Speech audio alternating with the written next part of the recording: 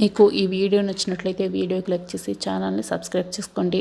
Scene రామలక్ష్మిని ఇద్దరు ఇక పెళ్లి కొడుకు పెళ్లి కూతురిగా రెడీ చేస్తుంటారు. అన్ని పనులు చకచకా జరిగిపోతూ ఉంటాయి. బామ్మ అందరి దగ్గరికి వచ్చి, ఏంటి మీరు ఈ పనులే చేస్తున్నారు? మండపానికి బయలుదేరే సమయం వచ్చింది కదా, మీరు ఇంకా ఈ పనులే చేస్తూ ఉంటే ఎలా?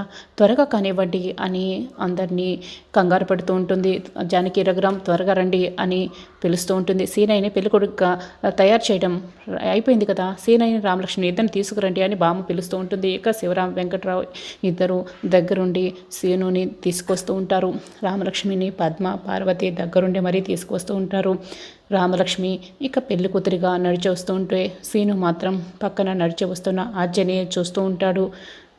ఇక వచ్చేసారా, పెళ్ళి బాగా జరగాలి, ఏ ఆటంకాలు లేకుండా జరగాలి అని ఆ దేవుణ్ణి మొక్కుకోండిరా అని బామ్మ అంటూ ఉంటుంది. రామలక్ష్మి సీనయ్య పక్కన నిలబడుతుంది. సీను రామలక్ష్మి ఇద్దరు కూడా ఆద్య వైపే చూస్తూ ఉంటారు. ఆద్యనే దగ్గరుండి మరి రామలక్ష్మిని సీను పక్కన నిలబెడుతుంది. యుద్ధానికి ఇక ఆద్య వైపు కోపంగా చూస్తూ ఉంటారు వాళ్ళిద్దరూ. మీకే చెప్తుంది, ఆ దేవుణ్ణి మొక్కుకోండి, బయలుదేరి వెళ్దాం అని బామ్మ అంటూ ఉంటుంది. సీను రామలక్ష్మి ఇద్దరు కూడా దేవుడికి మొక్కుకుంటూ ఉంటారు. ఆద్య మాత్రం బాధపడుతూ ఆలోచిస్తూ ఉంటుంది.